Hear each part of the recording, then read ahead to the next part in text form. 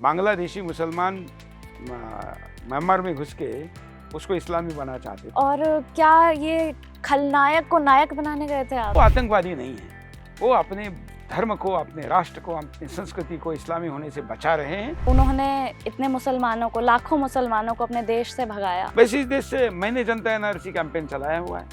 लोग अपने अपनी एरिया से घुसपैठियों को चिन्हित करें और उनको भगाए। उसके लिए सरकार कुछ नहीं कर सकती तो मौन रहे। 100 बर्मीज विद्यार्थियों को मैं भारत लेकर आऊंगा और उनको पूरा शिक्षण देंगे। नमस्कार, मैं श्रुति ध्यानी और स्वागत है आप सभी का सुदर्शन में। आज हमारे पॉडकास्ट में खास मेहमान और गेस्ट हैं सुदर्शन न्यूज के प्रधान संपादक डॉक्टर सुरेश चौहानके जी। सर, आपका स्वागत पॉडकास्ट में। जय श्री राम।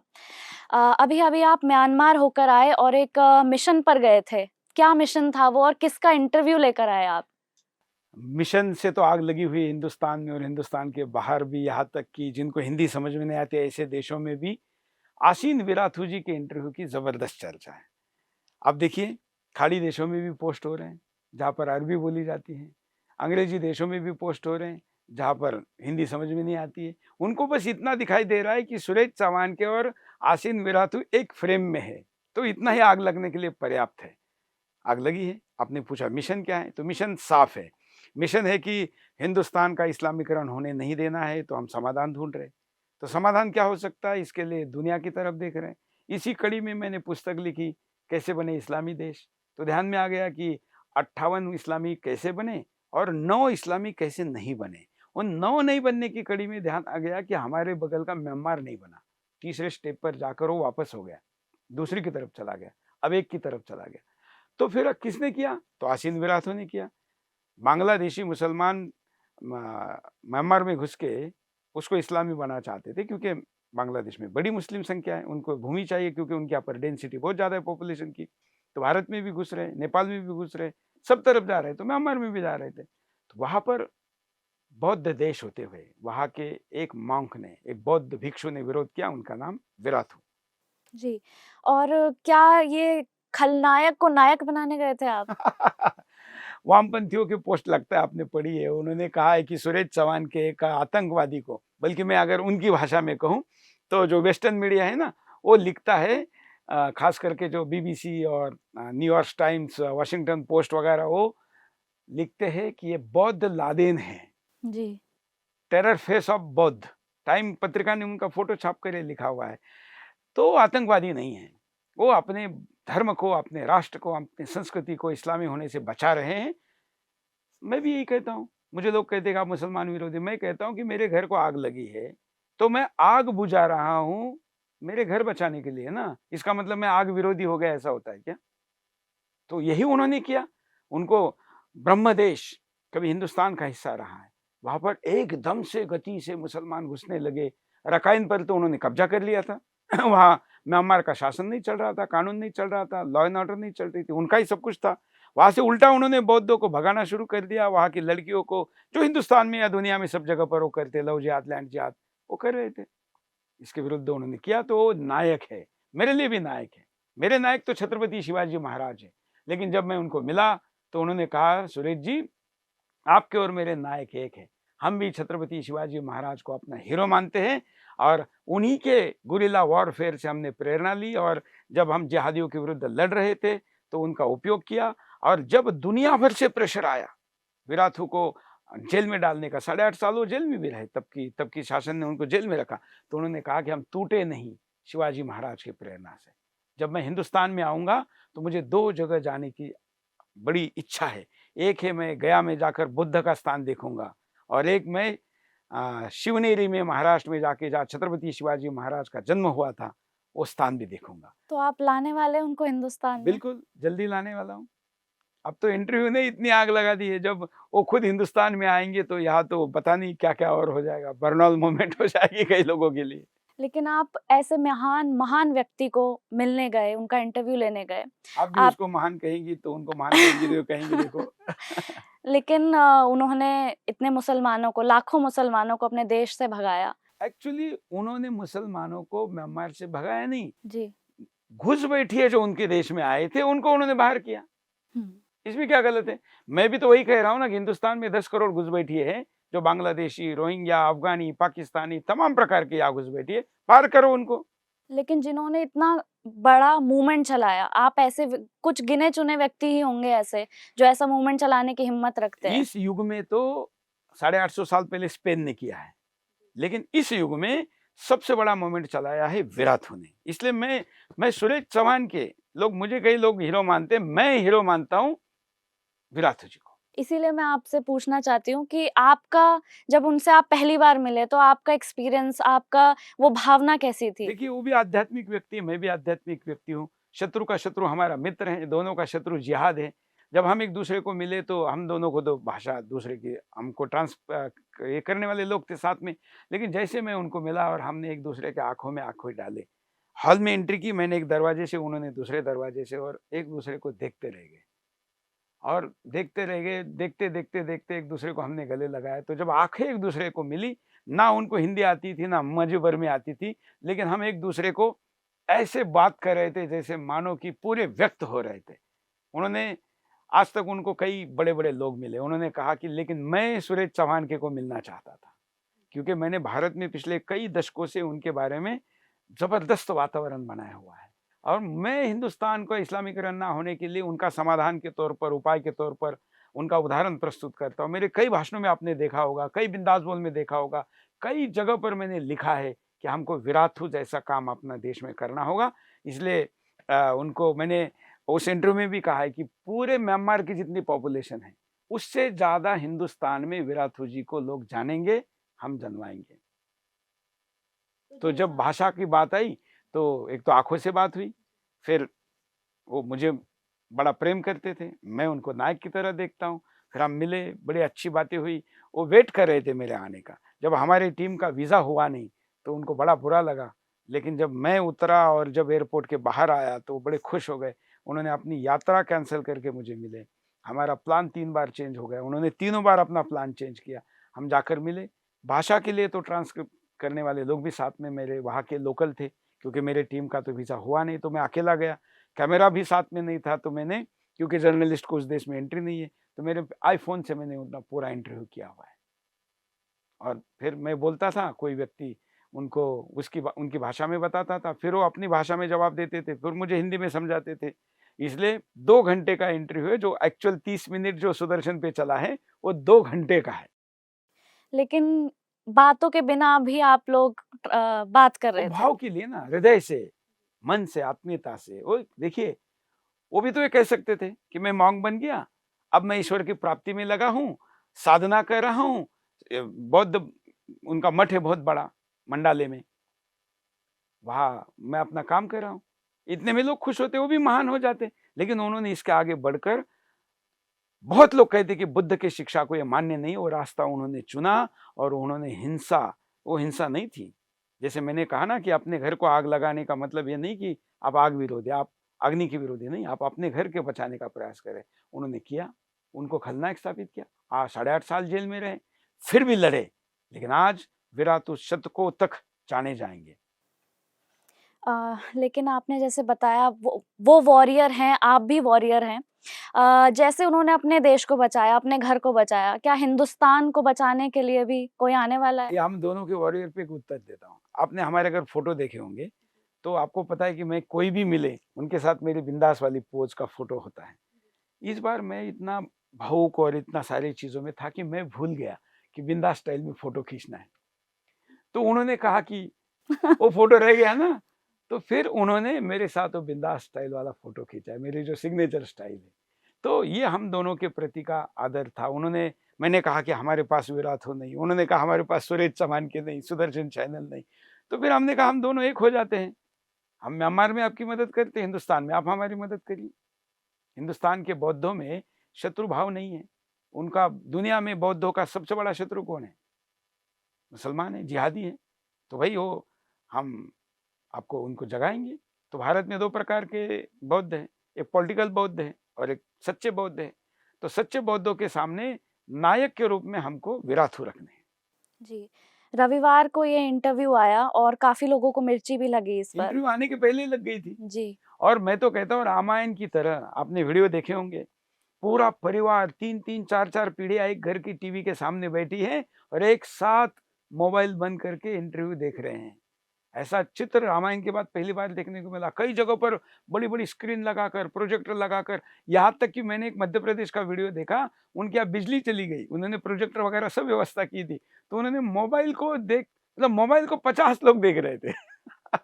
तो ये हमको नहीं देख रहे थे, वो हिंदुस्तान को इस्लामीकरण होने से बचाने का समाधान देख रहे थे। मैं कोई इंटरव्यू करने थोड़ी गया था, इंटरव्यू के लिए मैंने 7 दिन लगाए, लाखों रुपए का खर्च किया और जान हथेली पर लेकर जाना पड़ा। गिरफ्तारी की संभावना थी, पता नहीं क्या हो सकता था मेरे साथ, लेकिन मैंने वो सब कुछ किया। वो इंटरव्यू के लिए नहीं था, हिंदुस्तान का इस्लामीकरण ना हो इसके समाधान के लिए था। मैं तो अपने फ़ोन का मिरर फ़ोन बना के गया था। अपनी पत्नी को मैंने मेरे पूरे पासवर्ड दे के गया था। मेरे बैंकिंग पासवर्ड से लेके मेरा फ़ोन का पूरा मिरर था। जो मैसेज होते थे वो सब कुछ यहाँ पर देखते थे, क्योंकि पता नहीं मेरे साथ वहाँ पर क्या हो जाए। तो इतनी तैयारी जब मैं करके गया था, तो मैंने मेरी टीम को और घरवालों को कहा था, हालाँकि बहुत कम लोगों को पता था कि मैं जाने वाला हूँ। मैंने कहा था शिवाजी महाराज अफ़ज़ल खान के दरबार में जब गए थे, जितनी तैयारी करके गए थे, तब औरंगज़ेब के दरबार में आगरा जब गए थे, तब जितनी तैयारी करके गए थे, उतनी तैयारी करके सुरेश चौहान के म्यांमार में जाएगा। वहाँ पर सिविल वॉर का सिचुएशन है, वहाँ पर लोगों की मतलब अभी तो मिलिट्री शासन है, मैं जब था वहाँ तो मिलिट्री शासन था, उसके बाद वहाँ चुनाव का कुछ होने वाला था। लेकिन उसके बाद मैं सरकार का धन्यवाद व्यक्त करता हूँ, उन्होंने मुझे कोई परेशानी नहीं की। हाँ, हमारे लोगों को वीज़ा दिया नहीं, इतना तो ज़रूर किया, लेकिन मैं गया, उन्होंने अप्रत्यक्ष मुझे सुरक्षा में वापस लौटा दिया। मतलब मैं अपने तय समय पे आया, मुझे कोई डिपोर्ट नहीं किया। लेकिन आप अपनी जान हथेली पे रख के गए, अपनी सुरक्षा को दाँव पे लगा के गए, लेकिन उसके बाद भी कुछ नेता भी इसका विरोध कर रहे हैं, कुछ बड़े-बड़े इन्फ्लुएंसर्स इसका विरोध कर रहे हैं। मैं यहाँ पर जब मुझे विभिन्न राज्य सरकारें बड़ी सुरक्षा देती है और वो काफ़िले में मैं चलता हूँ, तो फिर भी ये लोग जलते हैं। और वहाँ तो मैं अकेला था, कोई सुरक्षा नहीं थी, फिर भी जलते हैं, क्योंकि इनको सुरक्षा से जलन नहीं है, मेरे से जलन है। वहाँ पर मैं ये सब कुछ इसलिए करने गया था, क्योंकि मुझे समाधान दिख रहा है। देखिए, म्यांमार एक बौद्ध देश है, अहिंसा के पुजारी हैं, उसके बाद भी उन्होंने दुनिया के प्रेशर के बावजूद, जिस व्यक्ति को लादेन कहा जा रहा है, जिस व्यक्ति के वहाँ पर आंग सान सुई वहाँ की राष्ट्रपति बनी थी, चुनाव जीता था उन्होंने, तो क्योंकि वहाँ पर उस टाइप की व्यवस्था है, उनके ऊपर इतना दबाव आया विराथू और म्यांमार और ये रोहिंग्या को वापस लेने का, उन्होंने नहीं लिया। उन्होंने अपना नोबेल वापस हो गया, चला, उनको शांति का नोबेल मिला हुआ था, लेकिन वो फिर भी उन्होंने संघर्ष लड़ा, संघर्ष किया। लेकिन भारत के लिए कैसे उपयोगी हो सकते हैं विराथू हमारे जी? यहाँ पर 10 करोड़ घुस बैठी है, उनके यहाँ कुछ लाख ही घुसे। मैं उनकी भाषा में अगर कहूँ, उनका एक वाक्य बड़ा फेमस है, वो इंटरव्यू का वाक्य मैं आपको ज़रूर बताना चाहूँगा। मैं हालाँकि दर्शकों को कहूँगा कि वो पूरा इंटरव्यू ज़रूर देखें। यूट्यूब के और सोशल मीडिया के सभी मित्रों को कहूँगा, क्रिएटर्स को, मेरा पूरा विराथू जी का इंटरव्यू, आप पूरा की पूरा इंटरव्यू आपके प्लेटफ़ॉर्म पर चलाइए, मुझे कोई आपत्ति नहीं, कोई कॉपीराइट हम मारेंगे नहीं। आपको जितना वीडियो रील बनाकर चलाना है चलाइए, हमें कोई प्रॉब्लम नहीं है, चलाइए। आपका प्रश्न? भारत के लिए समाधान क्या है? हाँ, तो भारत के उपयोगी लिए कैसे हैं? तो उपयोगी ऐसे है कि वहाँ पर भी घुस बैठी है, यहाँ पर भी घुस बैठी है। तो उन्होंने मेरे इंटरव्यू में कहा था कि हमारे देश में बांग्लादेशी घुस गए और हमने उनको बाहर किया।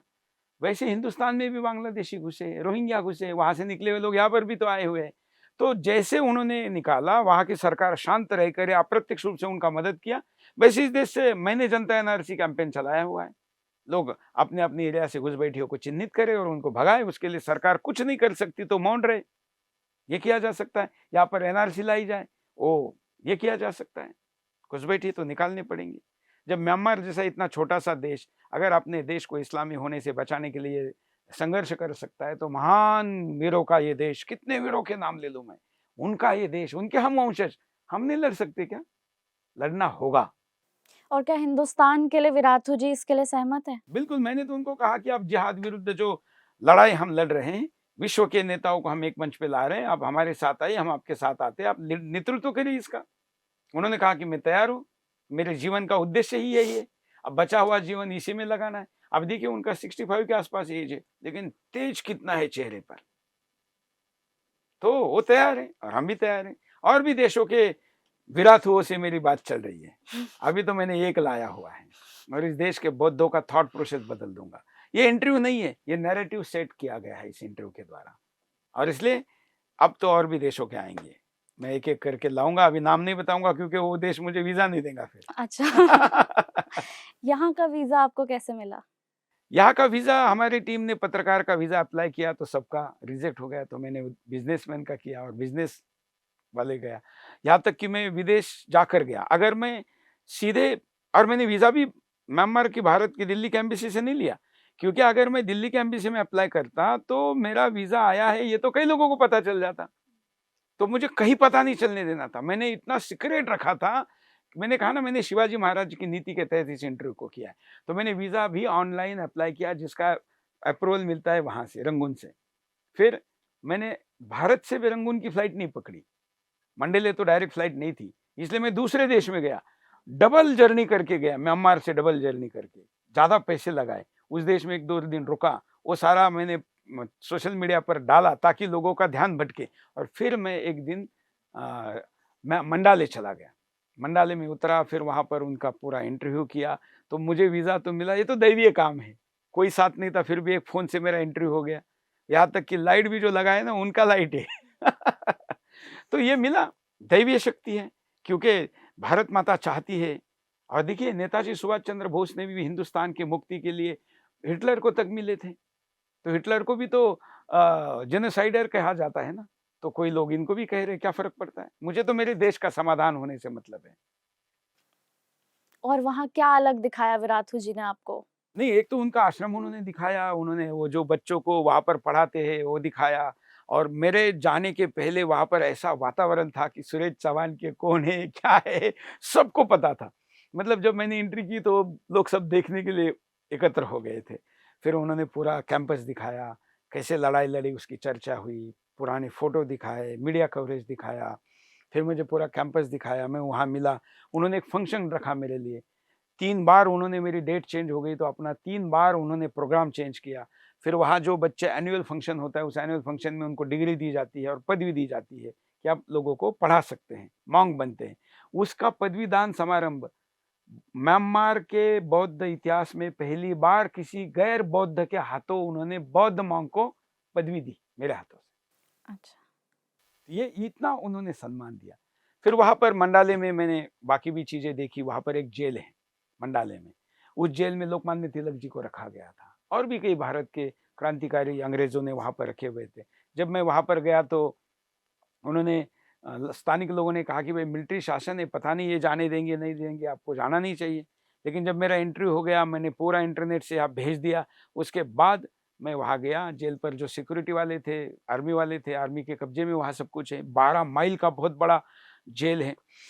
तो मैं वहाँ गया और मैंने कहा कि मैं हिंदुस्तान से आया हूँ और मेरे पूर्वज स्वतंत्रता आंदोलन में म्यांमार के इस मंडाले जेल में रखे गए थे और मैं इस भूमि का नमन करना चाहता हूँ। यहाँ की माटी जिस पर मेरे पूर्वज चले अपने माथे पे लगाना चाहता हूँ, देखना चाहता हूँ, जाने दो। तो एक तो भाषा का बैरियर था, तो मैंने चैट जीपीटी पर सारे हिंदी वाक्य बर्मी में करके रखे थे, उसको सुनाया। वो जो बोलता था वो मैं उसको तुरंत एआई से हिंदी करवा लेता था। तो ये मेरी भाव से थोड़ा कन्विंस तो हुआ लेकिन तैयार नहीं था। फिर मैंने दूसरा पॉइंट उनके सामने रखा। मैंने कहा कि ये किला जिस राजा ने बनाया था, वो राजा को अंग्रेज़ों ने महाराष्ट्र के रत्नागिरी जिले में रखा था और वही उनका अंत हुआ। मैं महाराष्ट्र की भूमि से आया हूँ, जाने दो। तो पता नहीं ईश्वर की क्या इच्छा थी, उसने रिस्क ली, उसको जेल भी हो सकती थी, लेकिन उसने कहा बस पासपोर्ट रखो। और फिर मैं चलने गया, बोला अकेले जाकर आएंगे। तो मेरे साथ कोई जो लोग थे स्थानिक, वो बाहर रुक गए, गाड़ी जा नहीं सकती थी। तो मैंने अंदर गया तो एक बाइक वाला मुझे दिखाई दिया, तो मैंने उसको हाथ किया, बाइक रोकी। मैंने कहा कि मैं ऐसे ऐसे हूँ, एआई से उसको सुनाया और कहा कि मुझे ज़रा किला दिखाओ। उसके बाइक पर मैं बैठा, अपने ही मोबाइल से सारा रिकॉर्डिंग किया। तो जब वापस आया तो मैंने पैसे निकाले और उसको कहा भाई आपने टाइम दिया, बाइक से मुझे घुमाए, पैसे ले लो। लोग कहते म्यांमार गरीब देश है, नहीं, बड़े दिल वालों का देश है, संघर्ष करने वालों का देश है। उन्होंने मेरे पैसे लिए नहीं, उन्होंने कहा आप हमारे मेहमान हैं, आप विराथू जी का इंटरव्यू करने आए हैं और हमारे यहाँ पर सोशल मीडिया पर कल शाम आप आने से लेकर सारी चर्चा चल रही है। तो मैं आज इतिहास में मेरी एंट्री हो गई कि मैंने सुरेश चौहान के को ये किला दिखाया। मैं बड़ा सौभाग्यशाली हूँ। और बड़ा मतलब प्रेम से उन्होंने अपनी बाइक की डिक्की खोली, कुछ पीने के लिए मुझे दिया, मैंने भी पिया प्रसाद मानकर और फिर वहाँ से निकला। तो बहुत अच्छे लोग हैं। आपने पूछा देश कैसा है, भाई हिंदुस्तान का हिस्सा था कभी ज़माने में। वहाँ से मैं, जिसको आजकल यंगून कहते हो, रंगून है, एक गाना भी है बॉलीवुड में, मेरे पिया गए रंगून, तो वहाँ से किया टेलीफोन, मतलब वो तो रंगून में भी गया। बहुत अच्छा देश है, बहुत अच्छे लोग हैं, बहुत इनोसेंट है। अच्छा, आप गए तो एक मिशन से थे, लेकिन आपने थोड़ा भ्रमण भी किया होगा। वो भी मिशन के तहत किया। मैंने वहाँ की मोनार्कीज़ दिखाई। वहाँ पर जो उन्होंने जतन करके रखा हुआ है, इतनी पुराने मंदिरों को। हमारे यहाँ पर आज भी हम रोते हैं स्वतंत्रता के इतने वर्षों बाद भी कि शिवाजी महाराज की राजधानी जो थी वो ब्रिटिशों ने तोड़ दी। आज भी हमने वैसे जतन करके रखा। अरे पागल लोग हैं हमारे, बनाओ दोबारा जैसे शिवाजी महाराज की थी। उन्होंने सब ऐसे बना के रखा हुआ है। तो वहाँ का नेचर मैंने देखा, वहाँ पर दुर्गा मंदिर देखा, वहाँ पर महादेव मंदिर देखा, वहाँ पर कई प्रकार के हमारे निशानियाँ देखी। बहुत प्रेम है वहाँ हिंदुस्तान के प्रति। फिर उन्होंने कहा कि इस बातचीत को हम आगे कैसे लेके जाएंगे, तो मैंने कहा मैं पूरा एजेंडा लेकर आया हूँ। फिर 100 बर्मीज विद्यार्थियों को मैं भारत लेकर आऊँगा और उनको पूरा शिक्षण देंगे, 1 रुपया नहीं लेंगे। फिर उन्होंने कहा कि अगर आप ऐसा करें तो आपके 100 बच्चे हमारे पास भेजिए। हमने रोहिंग्या को कैसे भगाया था, हम उनको प्रशिक्षित करेंगे। हमने कहा ठीक है। और आपने बताया कि आप सिर्फ इंटरव्यू के लिए नहीं गए थे, आप एक और बड़े मिशन से गए थे। हाँ। तो अब आगे क्या? मैंने कहा ना कि इंटरव्यू तो मिशन नहीं था, इंटरव्यू मेरा साधन था, साध्य नहीं था। उस साधन से ये हो गया कि एक मेरा साध्य दिशा पकड़ गया, इंटरव्यू चल गया। भारत में भी मैंने ऐसे टाइम पर उसके अनाउंसमेंट की कि कोई सुप्रीम कोर्ट में जाकर उसको रोक ना लगा दे, जैसे मेरे यूपीएससी जहाज पे लगी हुई है। तो इंटरव्यू चल गया, करोड़ों लोगों ने देखा, बड़ा ज़बरदस्त उसके रील भी वायरल हो रहे हैं, लोग उत्सुक है, मेरे पॉडकास्ट अलग-अलग लोग ले रहे हैं। और इनके द्वारा अभी विराथू पुनः वो मुद्दा लोगों के सामने जीवित हो गया, समाधान हो रहा है। बौद्ध इस देश के जो है, जो विराथू को मानने वाले हैं, उनको तक ये विषय गया है। अब मैंने उनको जब निमंत्रित किया तो अगला चरण ये है कि वो हिंदुस्तान आएँगे और फिर हिंदुस्तान में मैं उनको, जैसे उनकी इच्छा है 2 जगह पर जाने की, बोध गया और छत्रपति शिवाजी महाराज का जन्म स्थान, इन 2 जगह पर तो मैं लेकर जाऊँगा ही। आपके इस वीडियो से मैं अपील करना चाहता हूँ कि अगर आप आसीन विराथू जी का कार्यक्रम आपके यहाँ पर करना चाहते हैं, तो हमको संपर्क करिए। मैं उनको उन राज्यों पर भी लेकर आऊँगा, लेकिन मैं अभी उन राज्यों का नाम यहाँ पर लेने वाला नहीं हूँ, जिनकी सरकारें नपुंसक है और वो विराथू को अपने राज्य में आने से रोक सकती हैं। इसलिए मैं अभी फिलहाल उन राज्यों का नाम नहीं बताना चाहूँगा। तो हमें भी अब इंतज़ार है आशीन विराथू जी से, महान आशीन विराथू जी बिल्कुल, से आप उनका पॉडकास्ट करिए यहीं पर मिलने का। बैठाकर। जी, वो सुदर्शन तो ज़रूर आएँगे ही आएँगे। जी। तो अभी इसी चीज़ का इंतज़ार है और आज के पॉडकास्ट में आपका आने का बहुत-बहुत धन्यवाद। जय श्री राम। जय श्री राम। बांग्लादेशी मुसलमान म्यांमार में घुस के उसको इस्लामी बनाना चाहते थे। और क्या ये खलनायक को नायक बनाने गए थे आप? वो आतंकवादी नहीं है, वो अपने धर्म को, अपने राष्ट्र को, अपनी संस्कृति को इस्लामी होने से बचा रहे हैं। उन्होंने इतने मुसलमानों को, लाखों मुसलमानों को अपने देश से भगाया। वैसे इस देश से मैंने जनता एनआरसी कैंपेन चलाया हुआ है। लोग अपने अपनी एरिया से घुसपैठियों को चिन्हित करें और उनको भगाए। उसके लिए सरकार कुछ नहीं कर सकती तो मौन रहे। 100 बर्मीज विद्यार्थियों को मैं भारत लेकर आऊँगा और उनको पूरा शिक्षण देंगे,